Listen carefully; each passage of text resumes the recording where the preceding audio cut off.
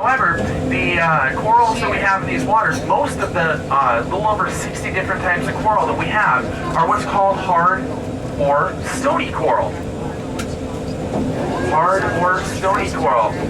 Now, the soft corals that you may have expected to see, those are more tropical corals. These are subtropical waters. So we only have one type of soft coral in these waters. It's called wire coral. Wire coral, again, named as it looks like a piece of green wire. You usually find that at depths greater than 70 feet in more rocky, rubbly areas where there's not a whole lot of other coral growth. So keep your eyes out for that, and let everyone around you know if you see some wire coral. Let me know as well. It's my favorite type of coral because it's actually considered fairly rare to see. There's a little bit of white coral off the port side there, the left side of this. I was asked what that is. It's a patch of dead coral. A coral can die down here through any number of means. If you ever go to Waikiki Beach, for instance, over on Oahu, you'll notice you go snorkeling there, there's not a whole lot of coral. That's because that coral was smothered by the sand that they kept importing there onto Waikiki Beach every year. It would keep getting washed out to sea. They keep importing it over and over and over again. Well, now it doesn't get washed out to sea anymore, but unfortunately they don't have any coral left. Another way as well is through natural causes called the crown of thorns, the sea star. It's green in color. All kinds of little thorns all over its back. It's the name. They eat the living coral out there. Very, very destructive to the coral reef as well. And their only natural predator, only natural enemy, is the Triton's trumpet, or conch shell, as it's more commonly known, which has been hunted to the point of near extinction, unfortunately, for its very beautiful and very prized shell. Because of that, the crown of thorns population has started to see a tremendous increase lately.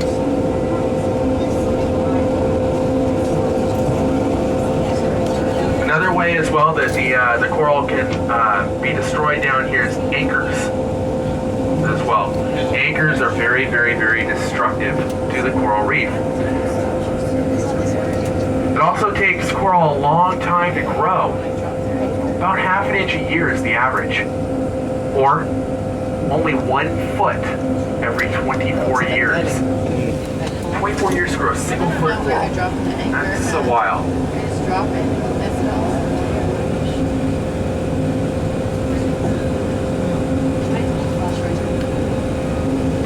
Kind of put this another way for you. If you were to come back here in maybe 50 years, do this dive again, you know, and take a look at that coral out there. 50 years from now, it would be only about 2 feet taller than what you're seeing right now. It's definitely a very slow process.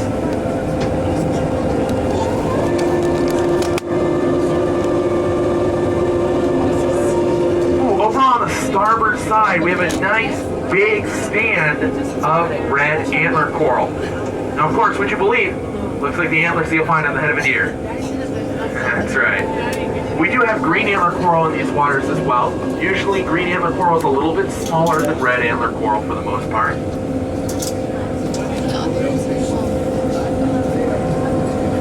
Now we are going to be turning around. We're going to be putting that red antler coral on the port side in just a moment. Now that antler coral, you may have noticed, is sitting on top of a really beautiful, almost pyramid-like structure of what's called plate coral.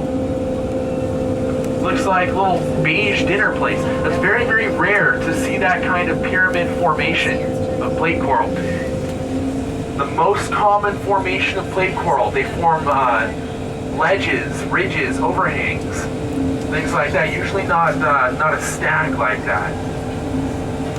Very rare to see.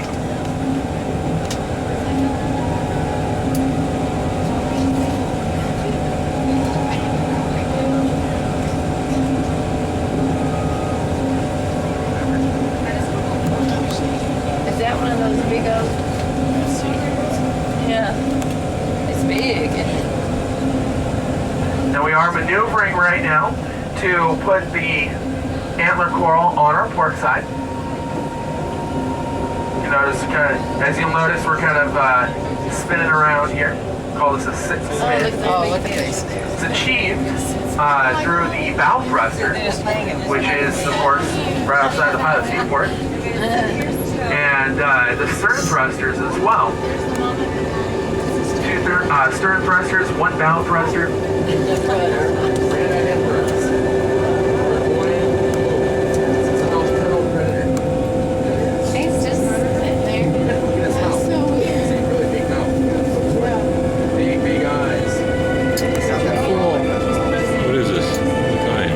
I'm going to put a pause on that because over on the starboard side here, you see those silverfish, a little bit of yellow on them, the really, really big expressionless eyes, the big mouth.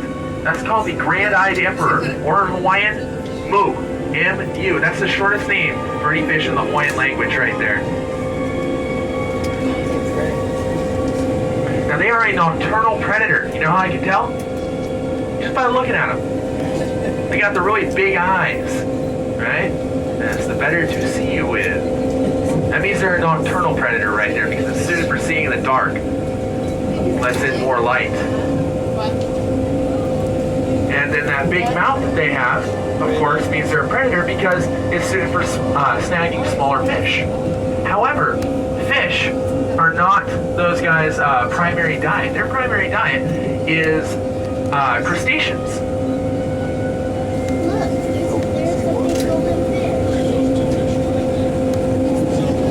Of course, crustaceans being nocturnal, that's why those guys are nocturnal. They're resting right now, that's why they weren't really moving around a whole lot. Now, if we happen to see, we got that antler coral on the port side for you now. And all those small yellow fish out there with the blue lines running down their body, those are called the blue-lined snapper, or tape. Now, if you're familiar with the Hawaiian language, you may recall that there is no T anywhere in the Hawaiian alphabet. So how many of you guys think I'm lying about their Hawaiian name being tape? Go ahead, raise your hand if you think I'm lying.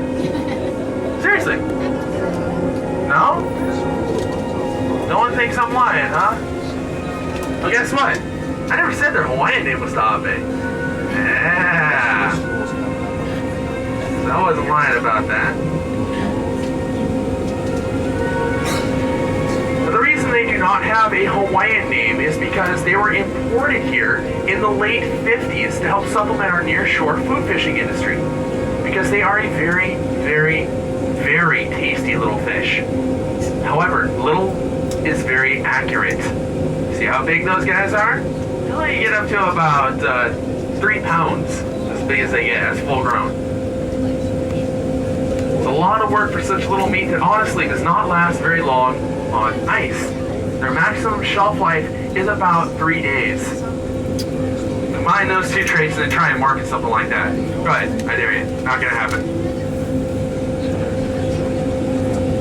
Also, here's a little insight into some Hawaiian culture.